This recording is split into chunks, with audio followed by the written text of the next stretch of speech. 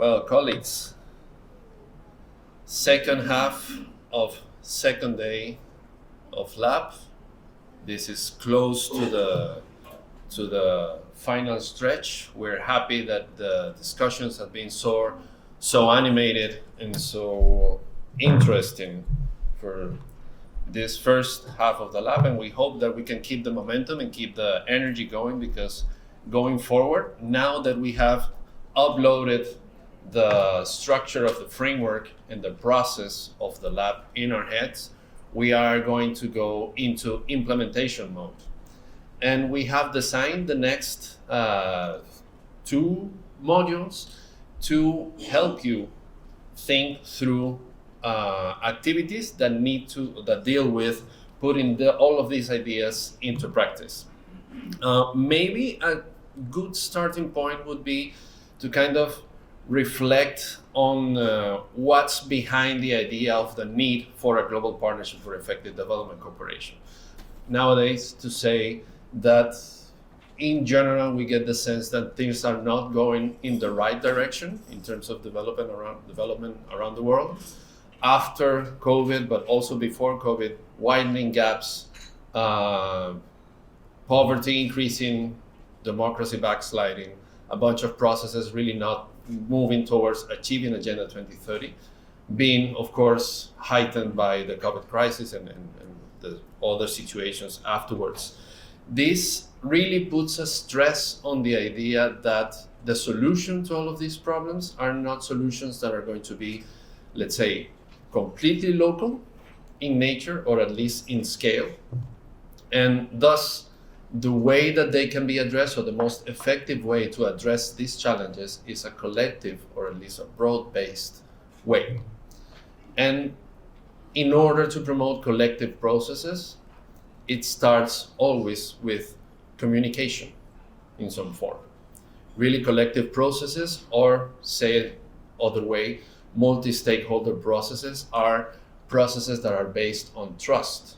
Trust that can be the result of setting the right expectations for action and delivering on those actions.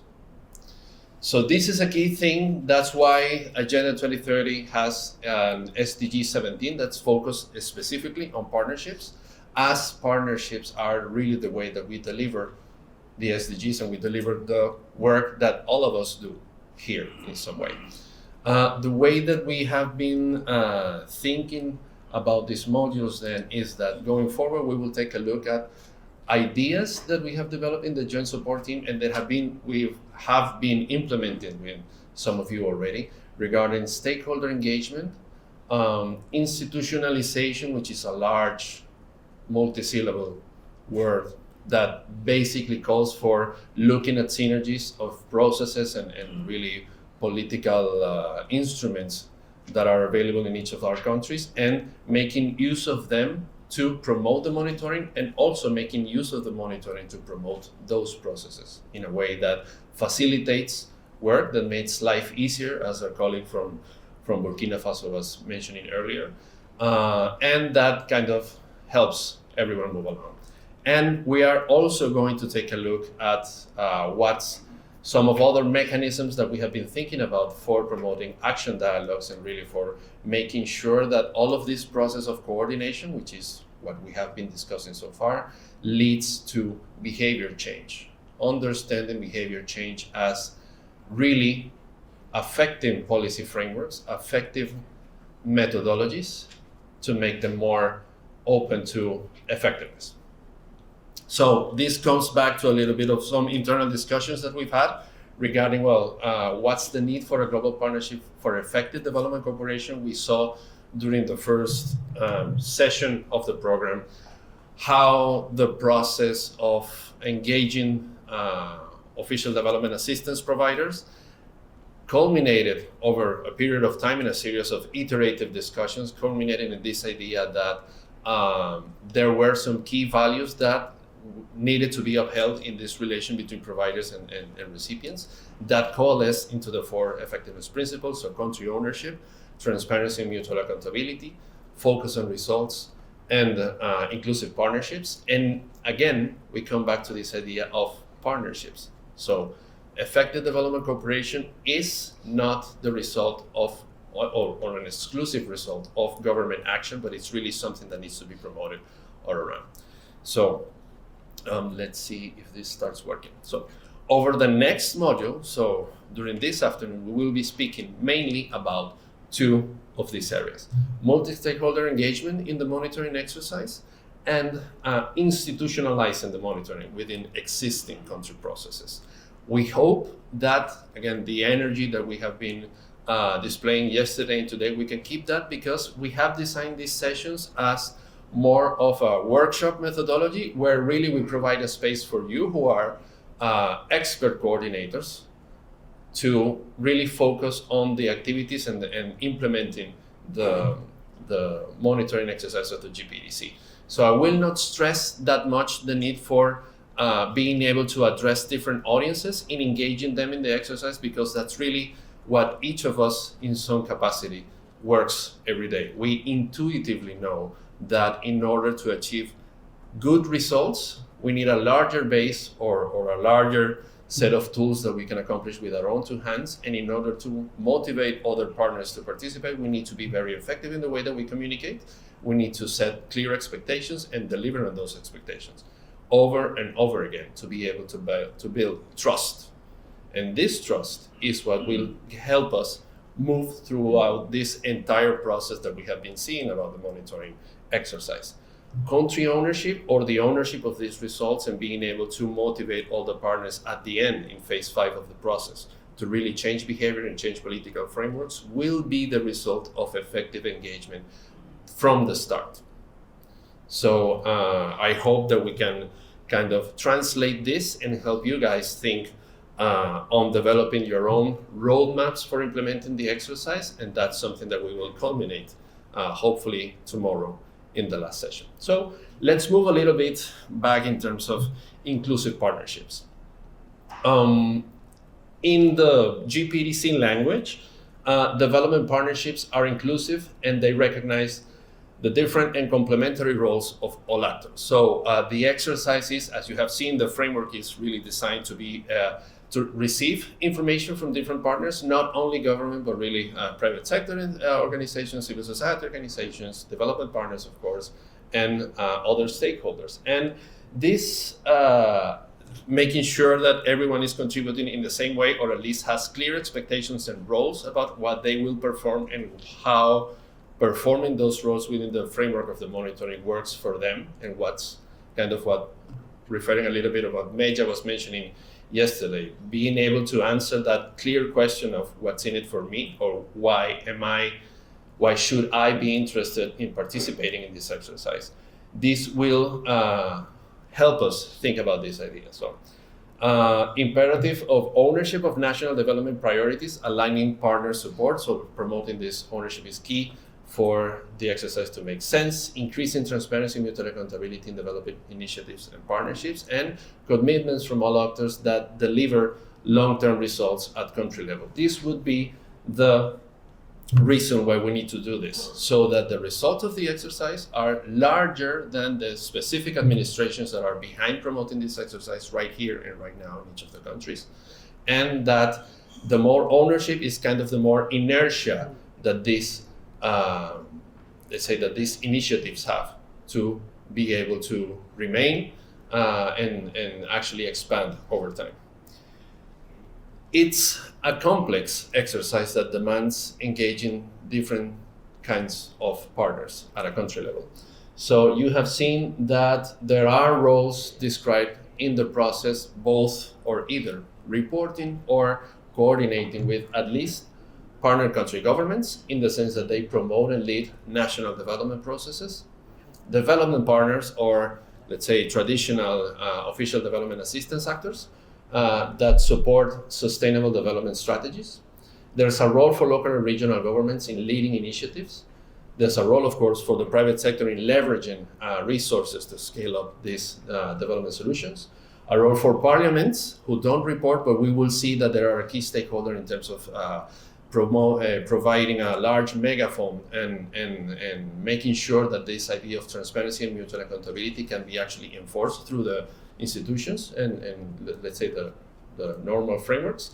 Multilateral organizations as helping convene stakeholders and creating space for policy discussions.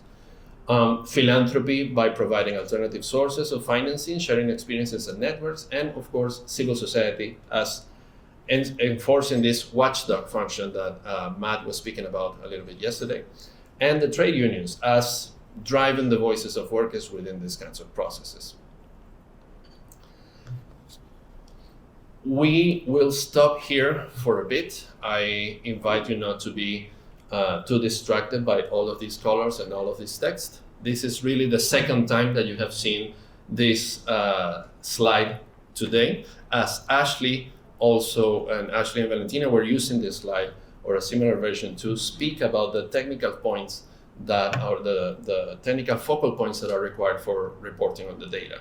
Right now, I want to divert your attention to the different levels of engagement that an effective exercise of an effective monitoring exercise demands. And this is key for the national coordinator to keep in mind. As really, along this spectrum of 5 phases, there's different kinds of engagement that make sense in different phases. So for phase 1 and phase 5, maybe phases 4 and 5, it's key to be able to mobilize high-level political stakeholders because they deal with, first of all, preparing the ground, so to speak, for being able to mobilize all stakeholders and all actually government stakeholders, importantly here, to provide the information that's required for the monitoring. And in the end, to be open to receiving the results and to reflecting and speaking about, discussing and acting on those results. And it's key then that you have the opportunity to engage with these high-level political stakeholders who are, of course, representatives of government, parliament, development partners, whether bilateral or multilateral, subnational and local governments, and especially more on phases 4 and 5 that deal with receiving the results, discussing them, and planning action. Also dealing with civil society organizations, private sector, trade unions, and foundations. And of course, during the phases 2 and 3 and some of 4, they deal with the focal points that need to be appointed or selected among their own groups to provide the information. So it's key to keep this distinction. Sometimes, and this is also something that you will see in the materials and the guidance that you have been provided, it's clear to distinguish between the focal points that report and let's say the data reporting role of focal points and the other kinds of stakeholders at a more higher level political level that do not report data, but that are actually those that, if I can borrow the phrase from the civil society vocabulary, they provide a sort of enabling environment to organize this exercise and lead it to the conclusions that we are all chasing after in the GPEDC, which is doing the monitoring to do something with the information that comes out of the monitoring. So information for what? For behavior change, as Meja was highlighting yesterday.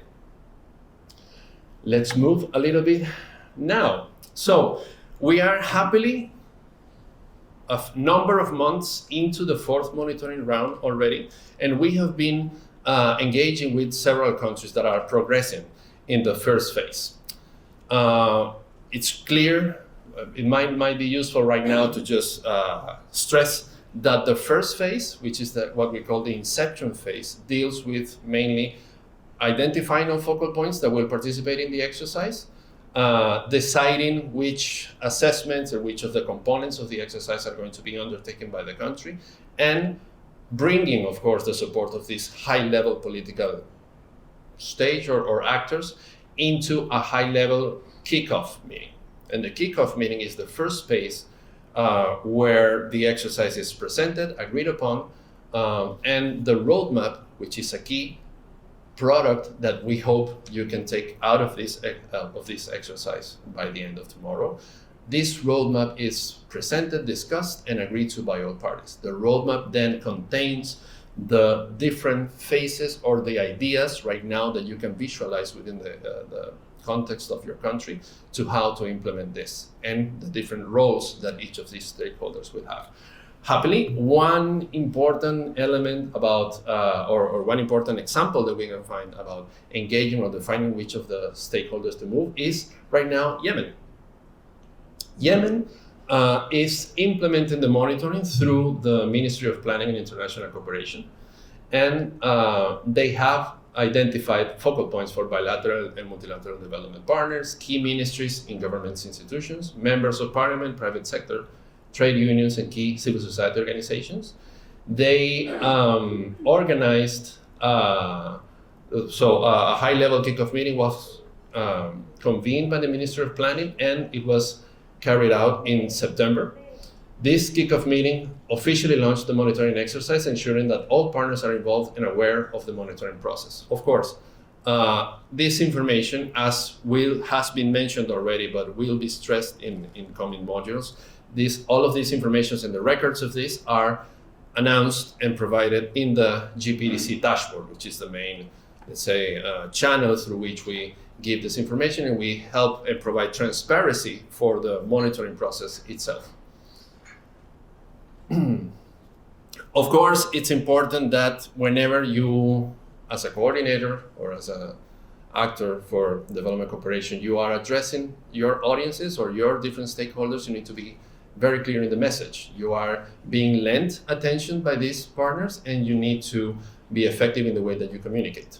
It's important for this, or let's say for this important task, the GPEDC has developed a series of flyers and communications materials that we provide as part of the inception process to national coordinators, both in English, French, and Spanish, that should help the national coordinator confect or create these messages, right?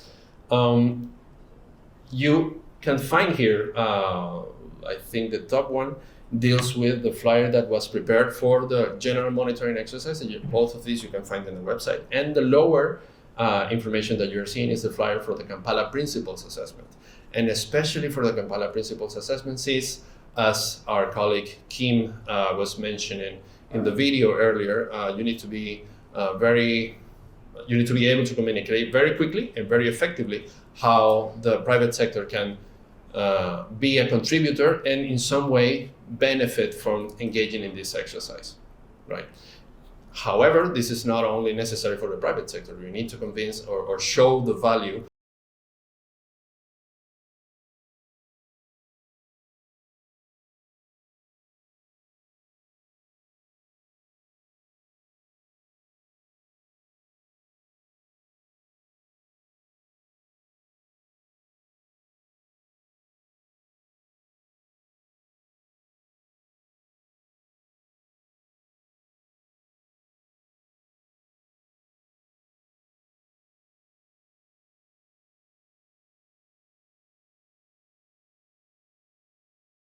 is the materials that were prepared for the inception meeting, the high-level kickoff meeting, in Nepal.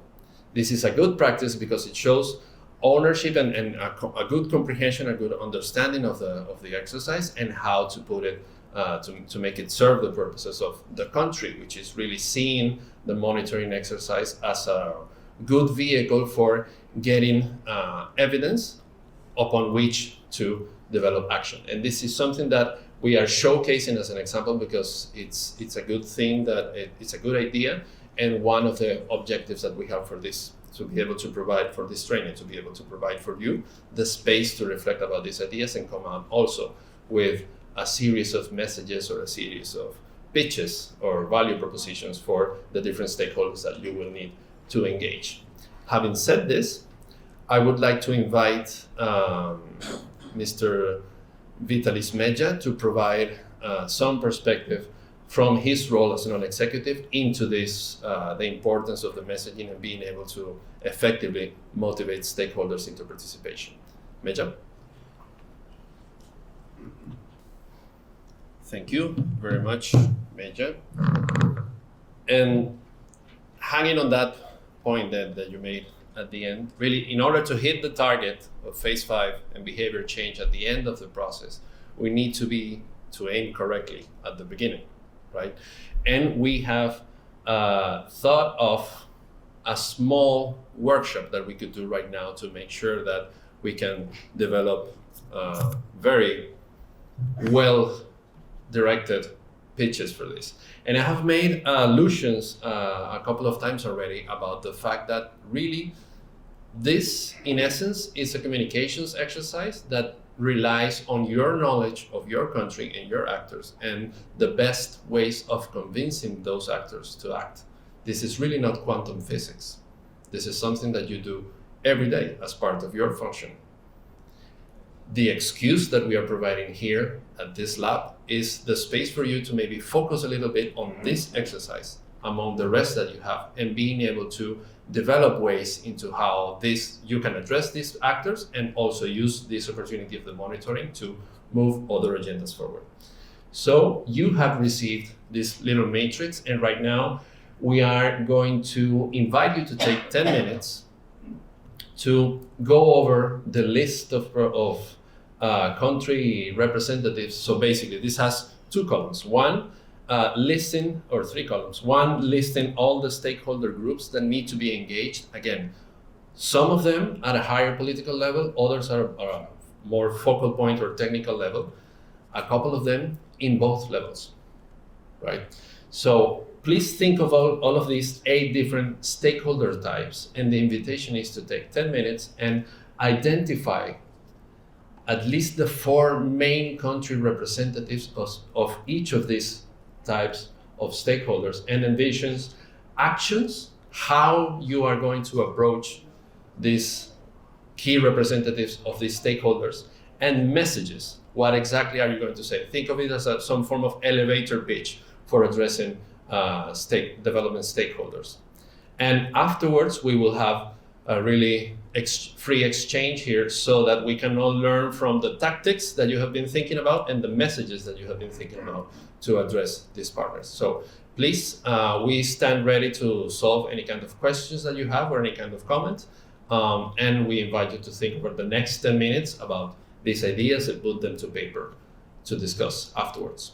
Okay, so this is the last official stretch of the day. And we are going to, over the next several minutes, complete this circle, this discussion about stakeholder engagement and institutionalization points. I will try not to use that word because it's very long, very complicated, both in English and in Spanish. I'm sure in French also.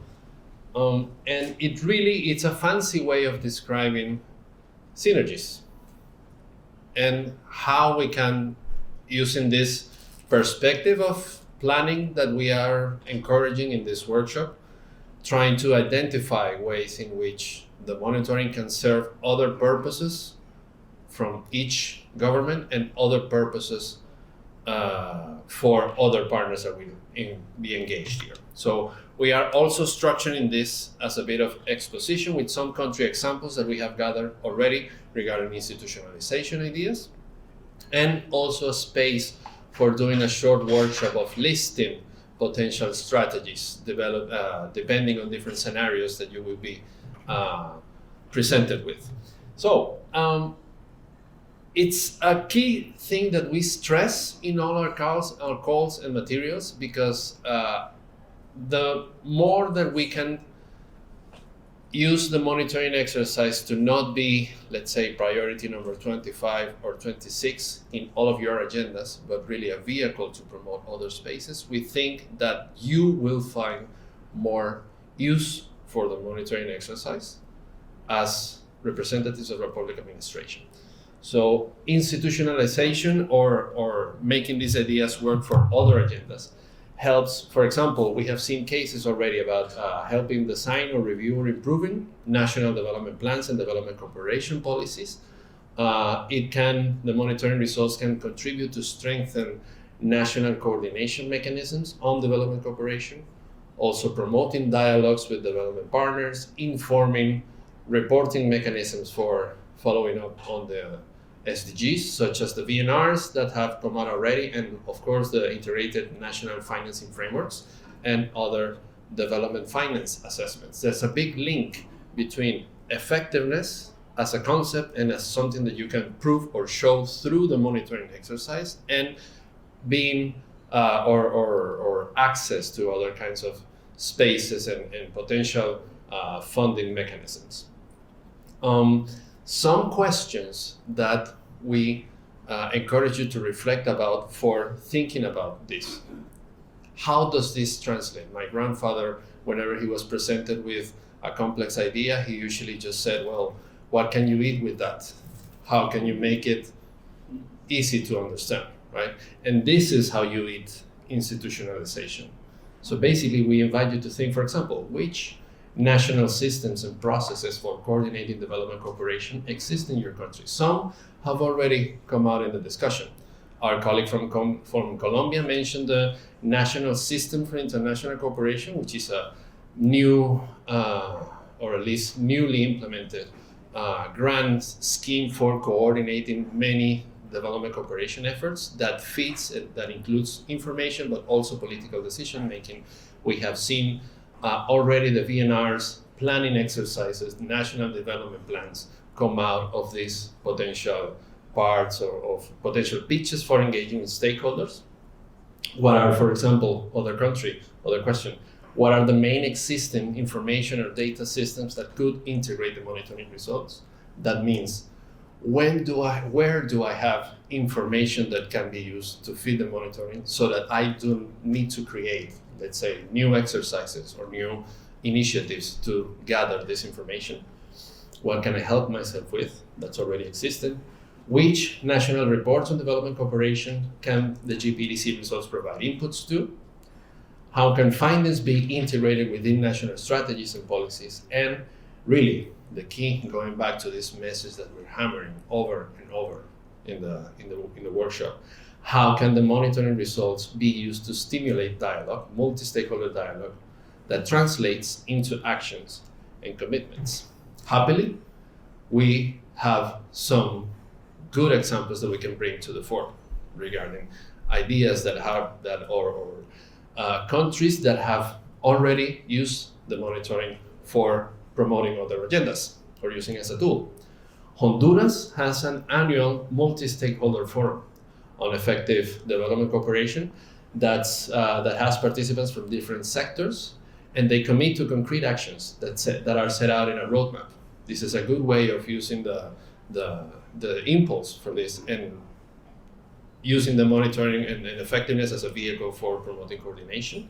In Nepal, their kickoff meeting was organized within the framework of the multi-stakeholder development dialogues, which is a space that already existed before the GPEDC. So they are using the monitoring to feed content into their already existing spaces with their already existing partners.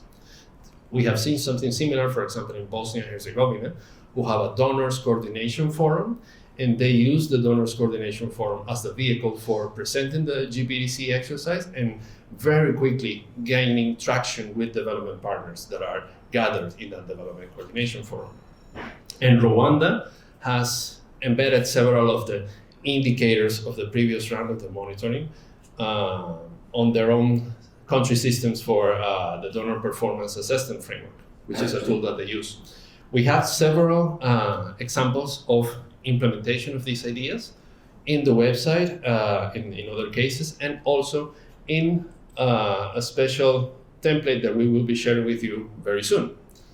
So we have identified at least 5 different categories or 5 different ways in which countries have already institutionalized the monitoring exercise.